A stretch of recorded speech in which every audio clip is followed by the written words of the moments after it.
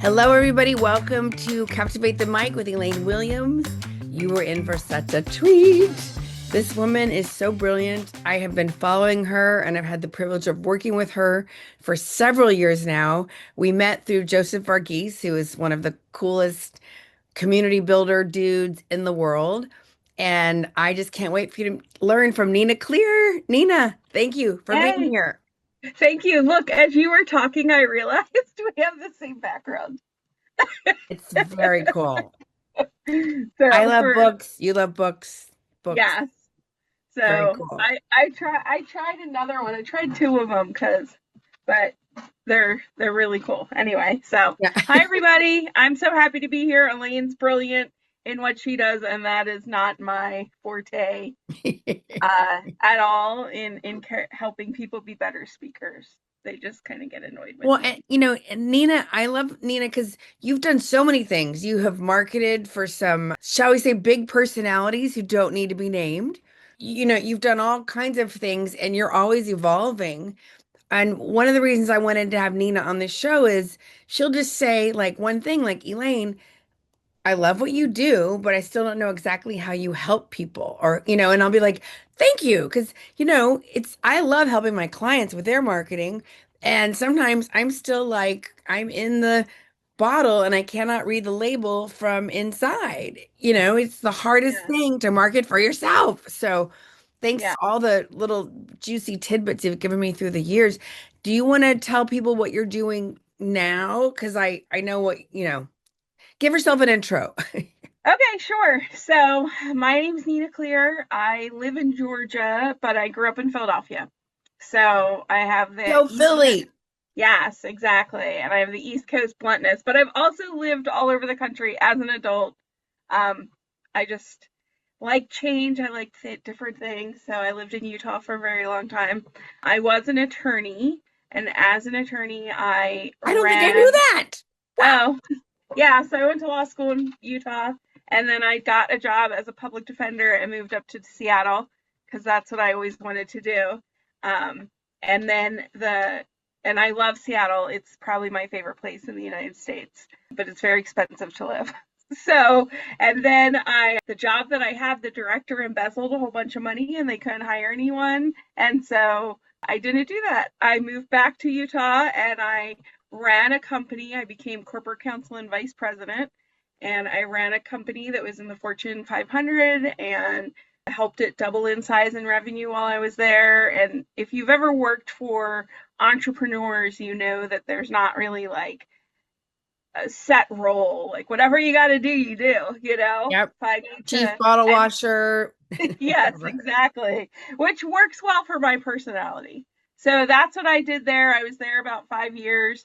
When I started, we were in like 5 states. When I left, we were in over 10. And like I said, we worked with large utility companies. And so that was really interesting. It was kind of construction based. And I learned a lot, managed staff, managed, a fleet of a couple hundred vehicles and different things like that, and also handled all the legal stuff. So it was never a dull moment. And then after that, I went into being a child welfare attorney, which was actually why I wanted to be an attorney. That's what I wanted to do.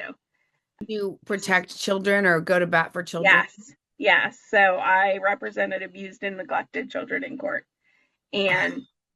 And that was amazing and beautiful and I loved it, except I am not politically correct and I say things the way they are. And I also became a single parent at that time. And people would say to me, now that you're a single parent, don't you understand better? And I was like, no, I understand less. Like, literally, I am alone with my son and I would never hurt him. So, no, don't get it. No. Yeah. Um, so as much as I love that job, after a few years, it was better to move on. And Is it because I imagine it's heartbreaking.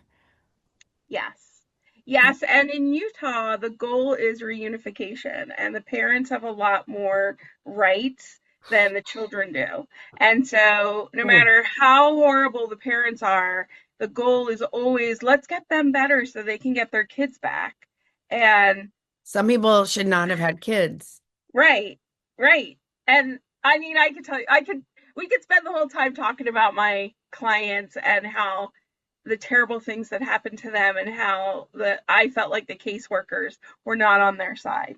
I had one of my last clients was a 15-year-old. He's a really good kid. He had like bees in school. He lit something on fire in his garage. Who cares? You're 15. You're 15 Everybody year old, does that. right? Everybody does that. Exactly. And he looked at porn. Okay, you're a 15-year-old boy. Who cares? And his mom kicked him out, said he was like a menace to society. They put him in a high security placement. And the mom's like, I don't want him back. And the caseworker so the mom terminated her rights to him, like literally just was like, and the caseworker and his supervisor took my client aside and explained to him how it would be really hard for him to get adopted and he should just age out of the system and he's just on his own the rest of his life. Oh my God. And I flipped my lid and I went into court and asked for the supervisor and the caseworker to be held in contempt and to be put in jail and fined and never, ever, ever, ever, never talk to my client by himself again. If the mom's relinquishing her rights, she doesn't have permission to give them authority to talk to him. And then I had the judge order the caseworker to find him an adoptive family. And the caseworker's like, do you know how much work this is for me? And I was like, do you know how much I don't care? Like, I was so mad. And Elaine, he found the best adoptive family. Like, they wanted an older kid. I met him. He had and when I met him, he was like totally clean cut, short hair, very shy and mild, obviously just beaten down in life. And then I was at a therapist for one of my other clients and I saw him and he was totally goth. He had grown his hair out. He had like a chain. He was with his adoptive mother. He was like, life is so good. Like, I call their parents grandpa. We do family things. Like, they let me be who I want to be. And they were like, he's such a good kid. Like, we lucked out. And I just was like, that's why I did this. But there's a lot of political things and different things that made it so I couldn't do that a lot. And so, or things didn't work out as much as I wanted. So I left that and I went into some other things that I moved actually to Georgia because I had family here that needed some help with their health. And then kind of have done marketing since law school, actually. So the late 90s, we people were not even carrying laptops very much. If they were like 40 pounds, Yeah. and so there was a computer lab and we would all go to the computer lab. And as you know, if you're sitting there at a computer, you get bored. And all the guys would play like World of Warcraft or different shoot 'em up games. And I found beauty boards and I got sucked into it. I became an admin while I was in law school. So, in addition to working in law school and then working afterwards in law firms, I would spend 60 hours a week getting makeup and testing it and reviewing it. And we had like a lifestyle blog and message board, and we got like 100,000 views a month. And this was in the early 2000s, when it wasn't what everybody did. And so we were kind of stupid because we didn't monetize it well at all. Yeah, but you Like, didn't know. It was the beginning. It was the beginning. right. And so at some point I was like, you guys, I love you and I love doing this, but like I don't need any more nail polish. I don't need Yeah. any more I don't eyeshadow. need more I don't, eyeshadow. I don't. like I have to feed myself and pay for rent. And so until we figure out how to make this make money, it's something I can't keep doing. But that was like my start in digital marketing because everybody's getting online. So even when I was corporate counsel, I built the website for the company because that was when people were doing websites in the early 2000s. And then my boss came in one day and he's like, have you heard of this thing called Google? And I was like, yeah, I think like people use it to find stuff. And he was like, yeah, and they're doing ads now. And I was like, ads, that's interesting. And he was like, yeah, let's try some ads on there. And I was like, okay, I can do that. And so like, it sounds so ridiculous. Like people don't understand that Google was not a thing and you just didn't know. So I ran Google ads, failed miserably, lost us thousands of dollars. And that was kind of the start of like, I think I can get better at this. But see, I thought now I know our audience wasn't going to be finding us on Google. Like literally we worked for utility companies. There wasn't going to be utility companies looking on Google to hire us to locate their lines and stuff. That just wasn't what was going to happen. But I also didn't realize, I was like, this is fun though, and I like it, so I'm going to keep doing it. And I would help people with their marketing. I got people in, I do press for my clients. I got people like, I would have to answer the phone. I also worked at the Olympics and I was like the press person. So like, and in Salt Lake, we were the last Olympics, the Winter Olympics that had a rodeo. And yeah, I don't know if you know anything about rodeos, they were quite controversial. And I was like the press person. And here's me, like, I like start and then I like answer the phone and they're like, oh my, it's a reporter. There's PETA out here, you know, picketing. And I'm like, what? They're picketing what? And he's like, this rodeo. It's And I was cruelty like, to make the bucking Broncos buck. yeah, well, to put the strap on them. I guess the strap that they put on them at the beginning is very painful Oh, okay. because that's what makes them buck. And so if you've ever noticed when they start, they have a strap around their privates and then they release it. Yeah. Anyway, so I was terrible at that, but it was also interesting. So if you ever search there, and then I was the person when I was corporate counsel, when there was press, people would call and I was the point person answering them. And again, I feel like I was terrible at it, but I was the only person. So it trained me that how to be proactive rather than reactive, how to answer things in a crisis rather than like sound like me. And now a quick message.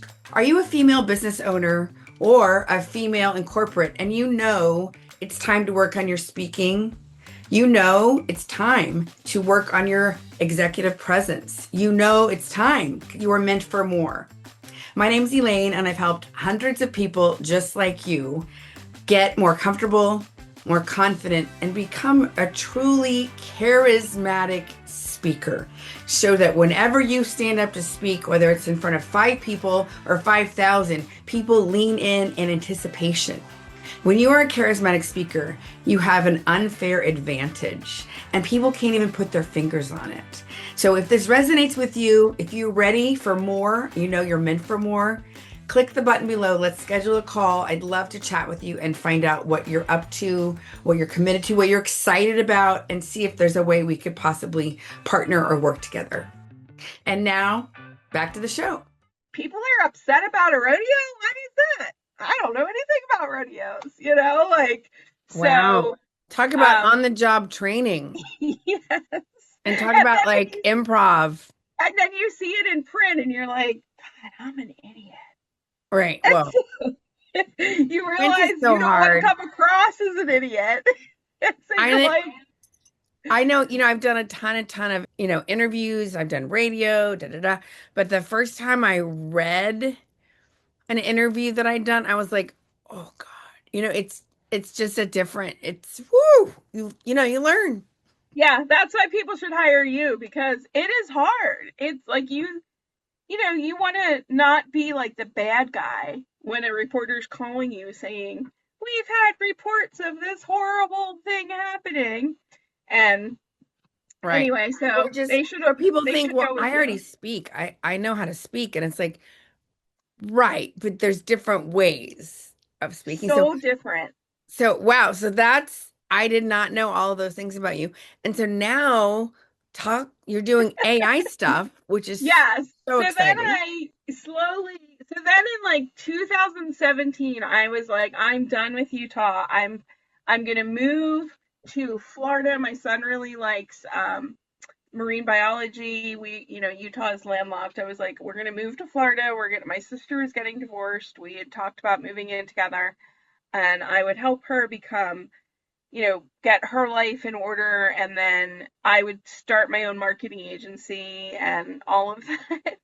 And all that time I've been doing marketing, I found that there's actually formulas people follow. So instead of me like guessing, like people, so I kind of did it like bass backwards, where like people go into it and they're like, I'm going to learn copywriting. Let me study the greats.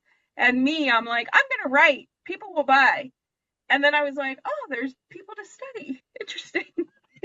so, so I found the Halberts. So I've been Yes. studying with Bond and Kevin Halbert. Gary Halbert was the king of Gary copy. Halbert, He he was was their the dad. king. Yes. So I've been part of their mastermind since 2000 now. And then I found like all the greats and started studying them like crazy and putting into practice. I love Jay Abraham. I love, I love him. Dan Kennedy, and just putting into practice what I learned and just getting better and better for my clients. So I've been a marketing director for 3 law firms and one guy who wants to be the next Tony Robbins. He Right. never will be. And I, you know, Can I just tell you, I've got to see Dan Kennedy on stage. tell me, tell me about it. And Dan Kennedy's like a legend in the marketing world and Kennedy Glazier. Anyway, so he used to have to close at the success summits, Right, actually coach the guy who used to run those. And so he would have like the famous people, the big, big, big names, the Clintons or whatever would come and do the thing. And then when they would leave, people are pouring out because they came for that celebrity. And so right. Dan would have to stand there on the stage Oh, and do his stuff and maintain and I've done that. I performed after Rosie O'Donnell and everybody's leaving and you're like, but he learned so many great tricks and he's hilarious. And he yeah, had to do it to survive. And he did that for years and years and years. And so to me, he's a great example of like, you would never think of him as a funny guy. He's very dry and, no bullshit and da da da da da. But as a speaker, he's hilarious. And he really? learned it. He Huh, learned it. He did it out of now there's faster ways to do it, but anyway, if you ever get a chance to I don't know if he still speaks because this is years ago, but it was so great to watch him and to see, as a comedian, just to see him and right. imagine what he went through with the success circle things. But yeah, so cool. So I, cool. I've seen him give like workshops and trainings because he partnered with Russell Brunson a few years Yeah, ago. yeah, yeah, yeah. Remember there was the whole he died and then he's like, okay, I didn't die. And then he like either partnered or sold his business to Russell Brunson, but he kept an interest and then they did trainings together. So Okay. I've seen that. And then also he actually like started in Ohio with Gary Halbert. So he and the Halberts know each other pretty well. Oh, Yeah, so Bond and Kevin know him, and I don't know that he's done a training, but they use a lot of what he does, he learned from Gary, plus he's just really smart himself. But yeah. because they work together, Gary and Dan work together a lot, they know a lot of his techniques and talk about them and share them and stuff too. So Oh, I kind of cool. learned that way. Yeah, and then of course I've read some of his books and I've worked with a lot of attorneys since I was an attorney. And so there's one group that attorneys belong to, and they have everybody read Dan Kennedy's books and use his marketing, his direct response marketing. Thank you. Because It makes me, I have a bunch of stuff still. I still have my house in New Jersey and I'm still in Dallas, but I'm like, I want to make sure when I get more stuff, I need to grab that. It's just brilliant. He's brilliant. He's just a brilliant guy. So, yeah. okay, so now you're tell us about the AI stuff. Okay, so you guys all know, everybody knows that ChatGPT came out like 2 years ago or so, right? That you could start using it to ask it questions. And I mean, AI has been around longer, obviously, than that, but that's when it kind of hit mainstream marketing. And everybody was like, oh my God, this is amazing. We can type something in and it gives it to me. Which, yes, you can. I will say as a caveat, like I love AI and I use it almost every day, but I tell people unless you don't care if other people use your stuff, don't use AI because you can't copyright it.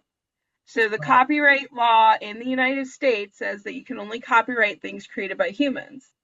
AI is not human created, right? So if you write a book with AI, somebody else could copy it, publish it, put their name on it, and you'd be SOL because that it was not created by a human. So the Trademark Copyright Office, it's uspto.gov, they came out with three now different guidances for AI. And the second one is the one that talks about this. And they give a really good example. There's a photographer who put a camera out in a field for monkeys to come and take pictures. Okay. And these pictures were very popular when he was alive. They sold, made a lot of money. After he died, his heirs started to sue people who were selling his pictures because they said, that's our inheritance. We now have the copyright. And the court said, well, these were pictures taken by monkeys. So you can't copyright pictures taken by monkeys because they're not humans. Right. And so anything created by AI can't be copyrighted. Just keep that in mind. So I got into a fight with like one of the top AI people, and he banned me from his group, his AI group, because he was telling everybody, write your books with AI and do this and do that. And I was like, that's such a waste of time because you can't copyright it. And he was like, not happy with me, not happy at all. And I just think it's funny. I'm like, whatever, buddy. Like, I like truth and honesty. I'm not going to tell you to waste your time. So if you create posts online that are AI, now, there's one caveat. You can always tell Google or other search engines, I'm the one who posted this first. And then they will often take things down if someone copied it from you, if you can prove you're the one who had it first. So say you used AI to write a blog post and then somebody else copied your exact blog post. You could certainly go to Google and say, I was first in time. And that's different than establishing a copyright legally. So, we have I that. mean, So, as a business owner, I'm running two businesses. I'm like, who has time to do I'm so lucky to like get stuff posted and doing, and I don't have time to go make that's crazy. to do what? To check if other To people are check if other copying? people are, and I guess, when I was speaking on college campuses, I saw several colleges had taken my presentation on, alcohol and stuff. I talked about really tough subjects. And at first I was really upset. And then I thought, do I want to spend the time and energy, you know what? They're using it. My goal is to make a difference. And do I wish they brought me and paid me? Yes, but like I'm on to bigger, better things. That's just me. But Yeah. What I would always suggest to people, because it isn't fair that they're taking what you've created. Like, right, they should be paying you, right? So right, anyone who does work for someone, you can tell them you have a license to use this, right? And they pay right, you for that. And you give right, them a time limited license or a lifetime license, whichever you want. So you could always say, I'm going to hire an attorney for 500, $1,000 to write a brief, like a cease and desist letter, take it down or pay me my licensing fee. And then if you make the money, great, right? But that's obviously a business decision we all should make. If you would rather, as long if it's out there and they're crediting you, maybe that's worth it for you, right? right. If So I guess they're not crediting you, then I would definitely fight it because what the heck? Like, Well, I mean, this is years ago. This is pre-AI. So, okay, so Nina, I could talk to you all day, but let's talk about what are you doing with AI? How can people who are overwhelmed tell us what you're doing now with that? okay, so besides using AI to create things, one of the big things that people do now is they use AI for research, right? And as more young people get online because they've gone into AI, that's all they know, they are buying from AI too, right? So, and AI, it's just huge now. So, as an example, in July, ChatGPT had 2.5 billion queries. And in December of 2024, they had a billion. So it went up 1.5 billion in 6 months, 7 months, right? It took Google 10 years to get to 1 billion, Wow. Wow. right? Somebody was So, saying this yesterday. I was on a Zoom and they were saying how nobody's going to Google anymore. Everyone's going to AI. yeah, which I think is crazy. I don't use AI for research myself because AI lies, right? And so And you're AI gets his stuff from Google. right. And whatever you're going to research and get from them, you have to then go research to make sure it's right, which is like to me a waste of time, but everybody's doing it. So like 47% of people 30 and younger are using AI to research and to find things to buy. So you need to show up in there, and it's only getting bigger and bigger. So that's what I Okay, I'm then like, tell research. me how to do that. Oh my Yeah, God. because I always study SEO. SEO is very detailed. If you hire somebody for SEO, you should pay them a lot because it's always changing and stuff. And I was like, well, what I want to find out is like, especially for attorneys, people are going in and saying, how do I write a will? How do I do this for my dad's estate? How do I do that?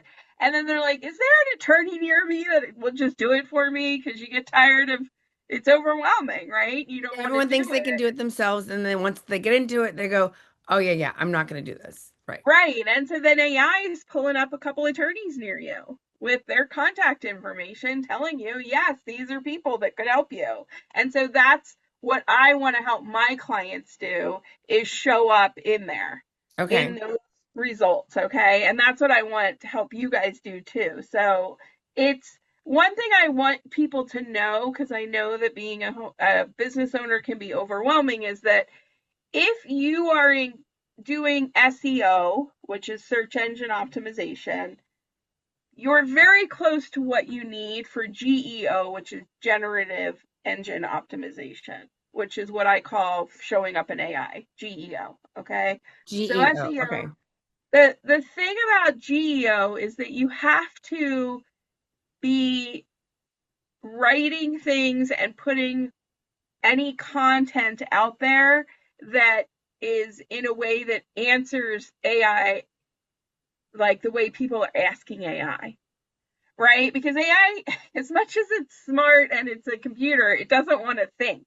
So if it gets a person who says, you know, estate planning attorney in Dallas, Texas on their blog post, because that's what a lot of them do, or you have one that says, how do I sell my dad's car after he's died, you're gonna that one's gonna show up first when AI is pulling from the internet. Now, AI doesn't always pull from the internet. For a long time, we know ChatGPT was like months out of date because it was being coded into it. It pulls from it more, but I don't know if you've ever noticed, like if you take a website and you put it into ChatGPT and you only have the $20 plan, it almost always says to me, I'm sorry, I can't read that website right now. So Oh, there's a higher level plan, it's like $200 a month, and then it can read it for you.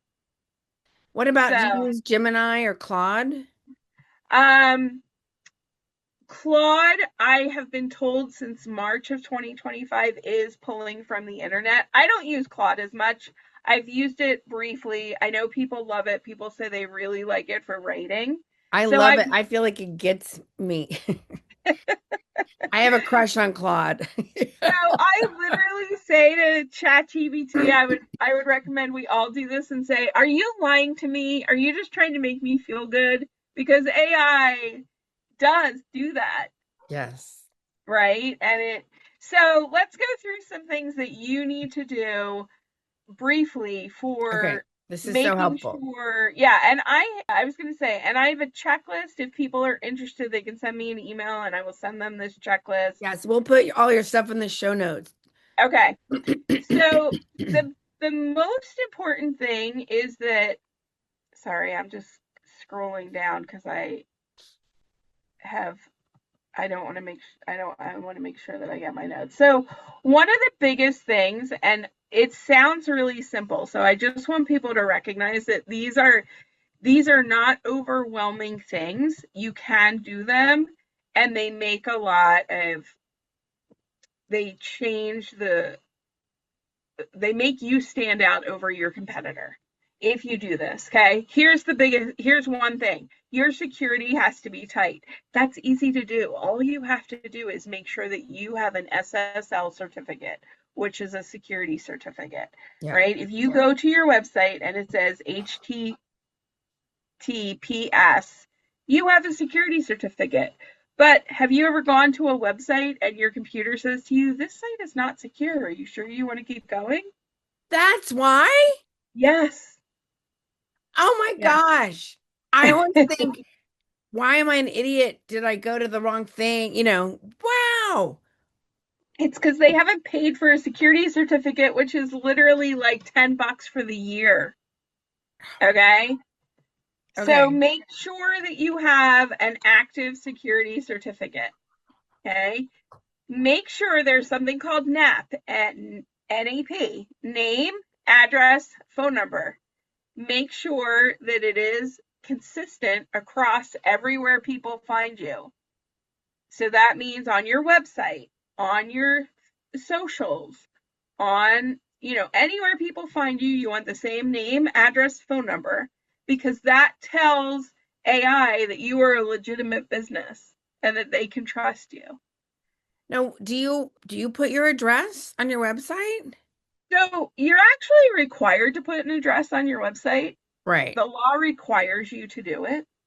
Some people then use like a business address, a PO box, something like that. So if you Okay. do that, that's the address you should use everywhere, Okay. right? So that you look like a legitimate business. I had a client who had over 100 phone numbers.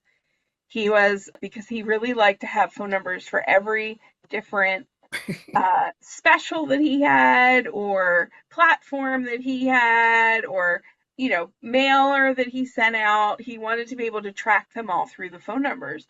So he was completely inconsistent everywhere, and he had to fix that. What you would do is get one main number that everything forwards into, Right. right? So he was an attorney. It was a law firm. There's a lot of problems with that phone system. But you know, AI really likes pricing information on your website, and I know that a lot of freelancers don't put that on there, but that's one of the number one questions that they're asked when people come onto their site is, how much is this going to cost me? Right? How much would it cost me to hire a coach? How much would it cost me to get speaking engagements? How much different marketing? So even if when you do a pricing page, if you don't want to do your exact numbers, do starting at. Right. Okay. Okay. But having a pricing page is going to help you. Um, Having frequently asked questions in a format that people ask, right? So you want to just go to AI and ask them, like, here's what I do. What are the top 25 questions people are asking in this field this That's month? so brilliant. Because we think we know, but Right. we. And I mean, the other resources that are really good to find that out are Reddit and Answer the answer the people. public. Right. Yeah, answer the Yeah. public and even just reviews for your competitors, book reviews on Amazon in topics that are similar to yours, because people will say, this is the problem I was struggling with, and this is how it got handled, right? And so then you create that into a question and start doing frequently asked question lists from that. Okay. You also want to have positive reviews if you can, because that again, AI sees you as a Okay, legitimate. so I Yeah. have like Google reviews. Yeah. So is that what you mean? Like, Yes. okay. Yep. Yeah. Google reviews and then also having testimonials on your website Okay. is going to help you. Okay. And then you're going to have a media page, and you're going to, this is really interesting. This is what's a little bit different than what people did before, because before, most of the time you avoided putting backlinks to other sites on your website, right? Right, because it took Because people away. yeah, AI wants to see that you're doing that. So if you are quoted in a publication, you want to do something called an executive summary. You can ask AI to write this for you. Say, AI, write me an executive summary of this article that I've been quoted in, right? And so then it would be like Elaine Williams, stage coach extraordinaire was quoted by Business Insider on how to have a presence, and then put the link to their article. Wow. Okay? Or could I put articles where they like featured me when I was speaking in New Mexico, even though it's been like 10 years? All the media you are in, put on there. Every single one. Wow. Okay. Okay. Thank God I have a Yes. new VA. Every single one, and do an executive summary and then a link to the article. Okay. On a media page, have a separate media page. Okay. Okay. And then, because the more, this is the thing, is like you're establishing that you're trustworthy, and the more other people talk about you is what AI wants. Obviously, we all can talk well about ourselves, but they Right. want to But see social that proof. others are talking about you. Right. Right. Now, this one's a little bit more technical, but there's a thing called schema markup, SCEMA, schema markup, which is code that you put in the background of your website. And you need to make it GEO specific. Now, if you ask ChatGPT or maybe even Claude, I don't know because I haven't asked Claude, give me the schema markup for this, they will write it for you and they will tell you where to put it. And Yeah. can you spell that? S Schema.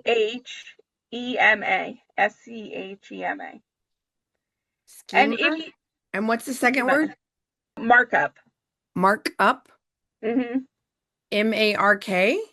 Uh-huh. Okay. I've heard those So, terms, but yeah. Yeah, and it's basically just language of it's not even a lot. It's not confusing code. Like when we think of code for right, us anything, people who, right. we're like, it's not that. It's literally like a sentence that you put in. And if you've ever, I don't know your website, if you've ever put a blog post on there, you have, when mine, at least when I do it, it has a background thing like the meta tags that you want to put in, and the meta, you know, description and things like that. And that's where you put that. So everybody probably has something different set up. And if your VA can do it for you, great. But I would just follow the checklist where, you say, if you do a blog post, and that's another thing that AI really wants, because is to have consistent high quality blog posts that are answering the questions, Okay.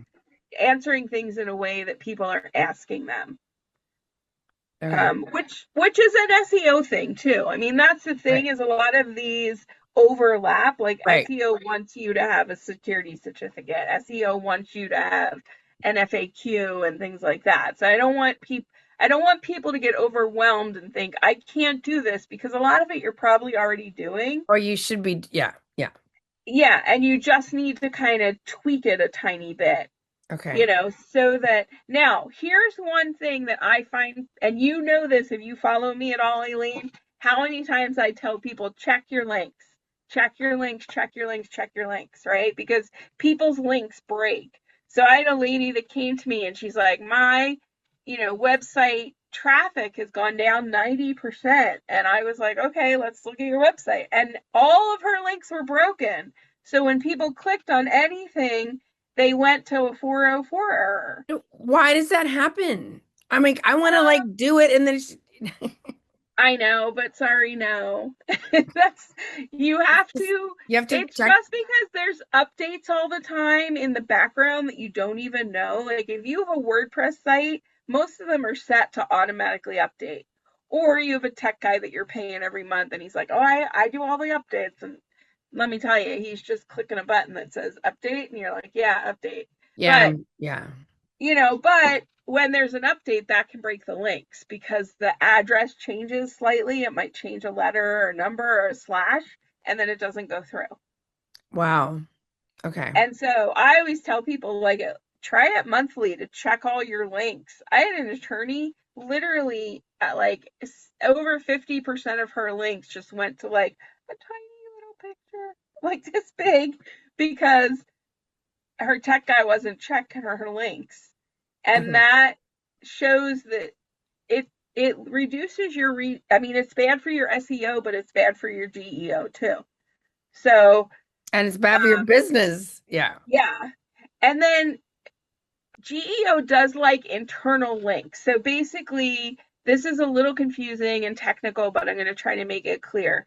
You're you're teaching someone to be a better speaker.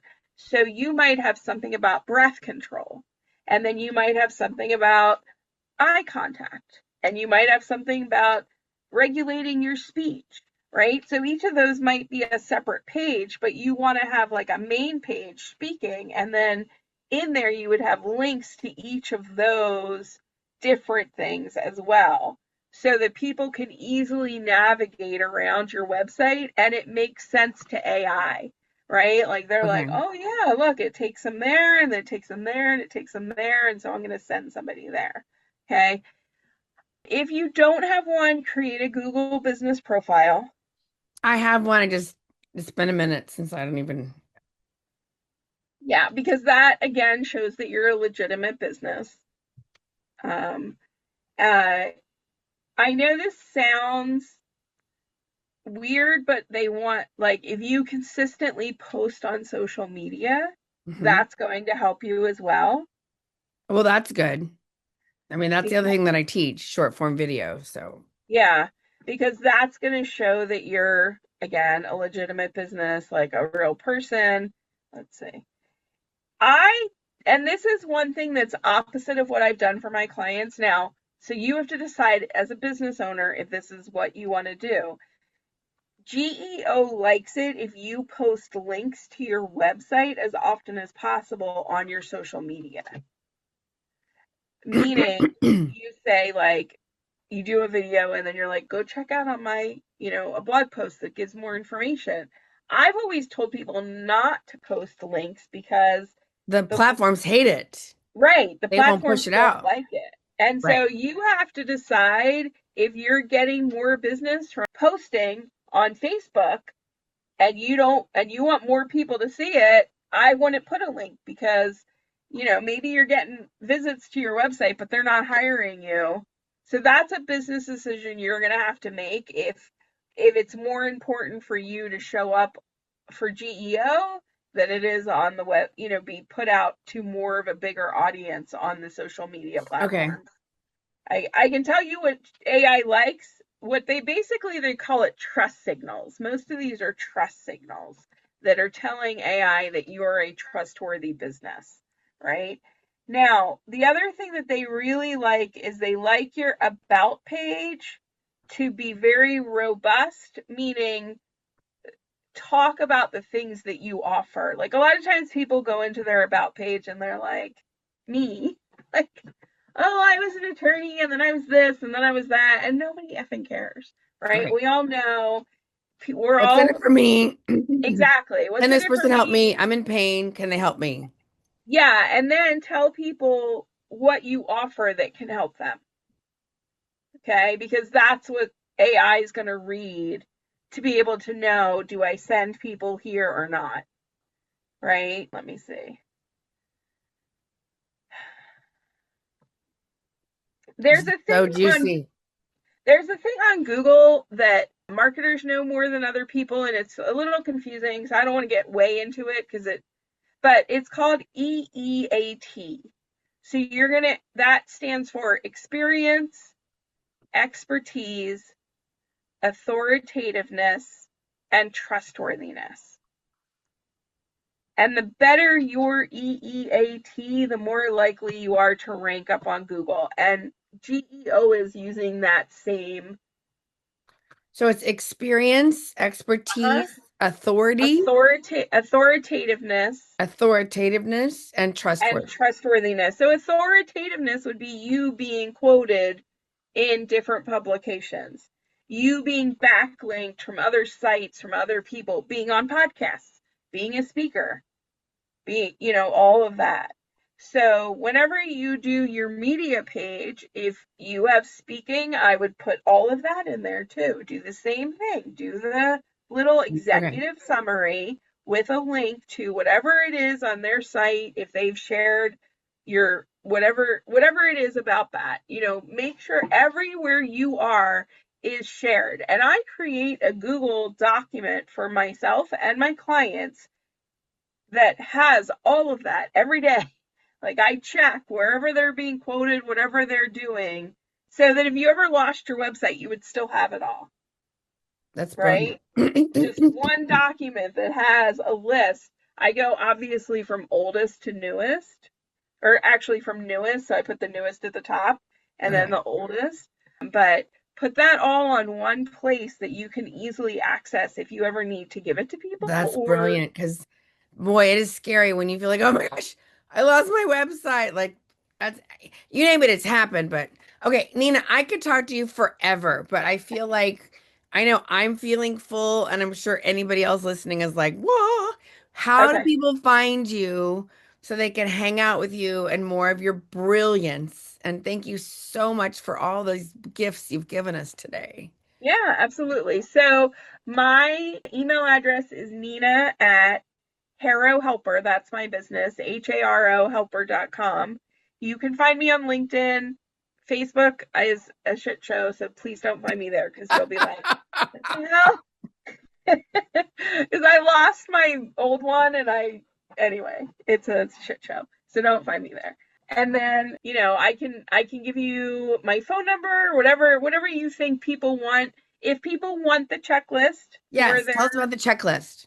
their AI. So what I did is I create a checklist of things you can do within the next 2 weeks, and then like in the next month, and then over time Which is to brilliant. That is so hopefully brilliant. Anybody who's teaching anything, do this. Oh my right gosh. away. Yeah, So that you don't yeah. have this super massive list and then you, oh my gosh. Yeah, so You are I have that. So just shoot me an email. I'll send it to you, no obligation. And then if people want me to audit their stuff and come up with a plan for them to show up on AI, I'm happy to do that and give them a break because they came from Elaine. So just tell me you came from Elaine and I'll give you some money off of how much it costs. But that's probably one of the things I love to do. And so I'm pretty good at it is going Yes. into what you have existing and like seeing how we can make it better and Yeah, how we can she's make it show up, get you seen there, all of that. is so great. Oh my gosh. Thank you so much, Nina. You have just blessed us. I'm so grateful I got to have this conversation with you and learn even more. And you make sure that you get connected. I'm going to put all her stuff in the show notes, everybody. So you can just click and get that checklist. I'm getting it immediately. So thank you, Nina. Thank you so much. Yeah. Thanks for this Okay. opportunity. Take care. Thanks, everybody. Bye.